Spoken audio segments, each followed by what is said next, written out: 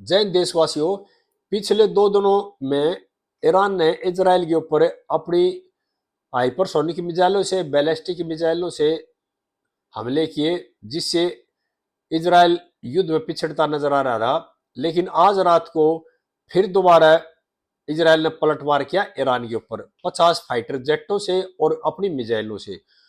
और इतना जबरदस्त हमला था इजराइल का ईरान के ऊपर कि उत्तरी ईरान में ना रात को कई बार भूकंप के झटके महसूस किए गए। और जो भूकंप था ना वो 5.2 रिएक्टर का भूकंप था, अर्थक्वेक था।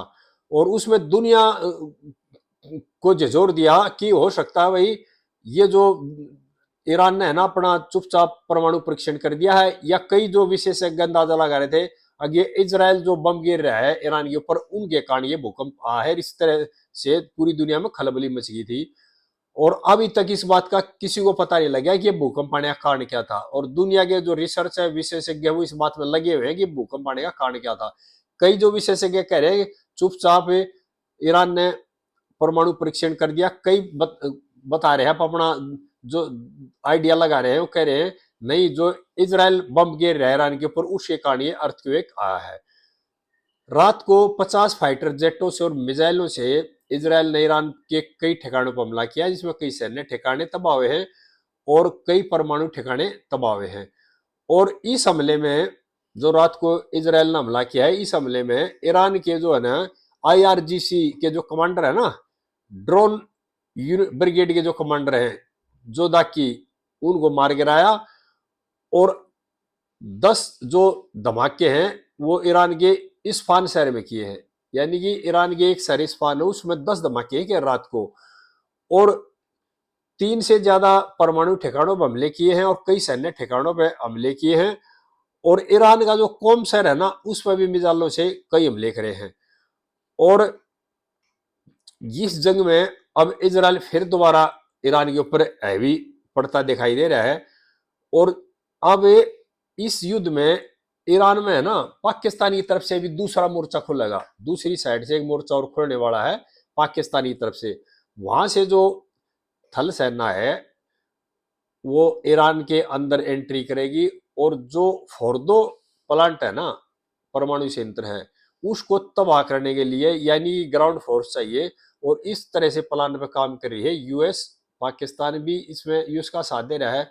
और इजराइल जो है उसकी भी यही एक वो पॉलिसी है। अभी जब तक ग्राउंड लेवल फोर्स नहीं उतारी जाएगी, जब तक फोर्दो जो परमाणु संयंत्र उसको तबाह नहीं किया जा सकता। और ये जो युद्ध है ना इसमें लेकर के अमेरिका में मतभेद होने शुरू हो गए हैं। क्योंकि अमेरिका के जो राष्ट्रपति ट्रंप है ना वो हर दिन झूठ बोल देते, कभी कुछ कह देते कभी कुछ कह देते। पहले जो 5 साल रहे थे ना अमेरिका में राष्ट्रपति, तो उस टाइम भी उन्होंने 20-30 हजार बार झूठ बोल रखे पूरे 5 साल में। और उनको एक तरह से कहते हैं ये आदतन झूठा आदमी है, हर अपने फायदे के लिए हर वक्त दूसरे तीसरे दिन झूठ बोलता रहता है। तो इसको लोगों ने कह रखा है आदतन झूठ बोलने का आदि है, झूठ बोलता रहता है और उसकी बात पर कोई विश्वास नहीं करता। और ट्रंप ने कल ये कह दी जो हमारी खुफिया एजेंसियां थी डीएनआई, उन्होंने मेरे को गुमराह किया है और जो सूचना दी थी वह सही नहीं पाई गई है। लेकिन डीएनआई जो चीफ है तुलसी गवाड़, उन्होंने कह दिया भाई मेरा जो बयान था सही था, मैंने जो सूचनाएं जो सही दे रखी है। इस बात को लेकर के अमेरिका के जो खुफिया विभाग है और ट्रंप में भी मतभेद हो गए हैं। और ये पब्लिक प्लेटफॉर्म पर आ गई है चीजें। और अमेरिका का राष्ट्रपति कभी कोई बयान देता था, कभी कुछ बयान देता था। सभी देशवासियों को पता है कि G7 जो मीटिंग को छोड़कर के इतनी स्पीड से वहां से आए थे ट्रंप पे, और दुनिया ने करी थी अब G7 की मीटिंग छोड़ के आगे और पता नहीं क्या करेंगे। लेकिन उन्होंने कुछ नहीं किया। पहले आते ही कहा 1 हफ्ते बाद निर्णय लूंगा, अब कह रहा है मैं 2 हफ्ते बाद निर्णय लूंगा। तो इनका सिर्फ मकसद ये है, जो अमेरिका के राष्ट्रपति है उनका मकसद ये है अब दूसरे देशों को युद्ध में उलझाए जाओ, दूसरे देशों को युद्ध में झोंक कर रखो और अपने आप को बचा कर रखो और अपने हथियार बेचो और दुनिया के साथ खेल करो। इस तरह की नीति पे काम करता अमेरिका हमेशा से ही। और वर्ल्ड वार जो सेकंड हुआ था ना 1945 में, उसके बाद अमेरिका हमेशा युद्ध में रहा है, या तो डायरेक्ट या इनडायरेक्ट, या तो किसी को लड़ा देगा, उसके पीछे खड़ा हो जाए, या खुद लड़ेगा। यानी कि जब उनके अपने हित में का कोई फायदा नुकसान होगा उस चीज को देखकर युद्ध में, या तो दूसरे को झोंक देगा या खुद तैयार हो जाएगा। और हमेशा ही वैसे करता है, दूसरे के कंधे में बंदूक रख के चलाता है। और इसी तरह से यूक्रेन और जो रशिया का युद्ध हो रहा है वो भी अमेरिका की देन है। और जो भी यानी 1945 के बाद दुनिया में जो भी युद्ध हुए हैं उसमें अमेरिका हमेशा अमेरिका का हाथ रहा है। और उसका मकसद ये है सिर्फ अपनी दादागिरी कायम करनी और अपने हथियार बेचने और दुनिया को लड़ा कर रखना एक तरह से।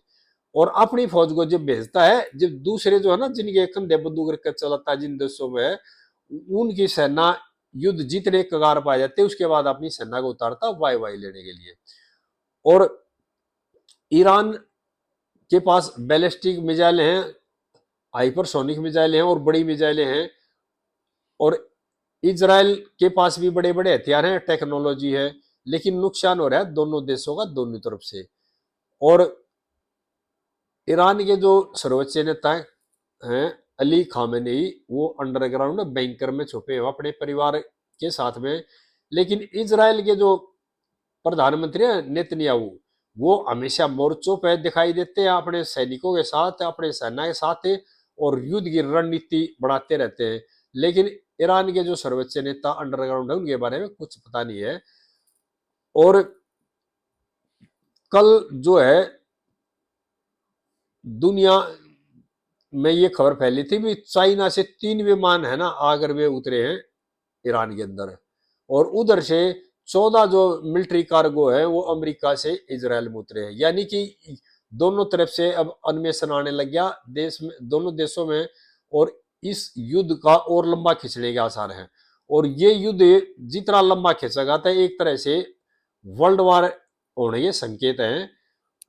और कोई भी जो बड़े बड़े देश है ना, 2-3 जो बड़े बड़े देश है, वो नहीं चाहते इस धरती पे शांति हो। वे अपनी दादागिरी कायम करने के लिए इस तरह से हमेशा ही किसी न किसी के साथ युद्ध में उड़ जाए रहते, ये उनकी नीति है।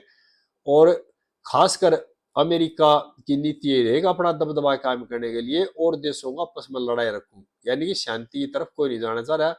और ट्रंप चाह रहा है शांति का नोबेल पुरस्कार।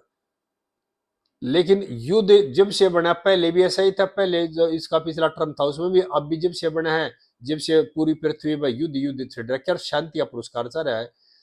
और इन अमेरिका के जो लोग हैं ना, वो चाहते हैं हमेशा अपने हित के बारे में, अपना हित सोचते हैं, दुनिया में शांति कायम नहीं करना चाहते। वो चाहते हैं दुनिया में अशांति रहे और हम अपना हित साधते रहे।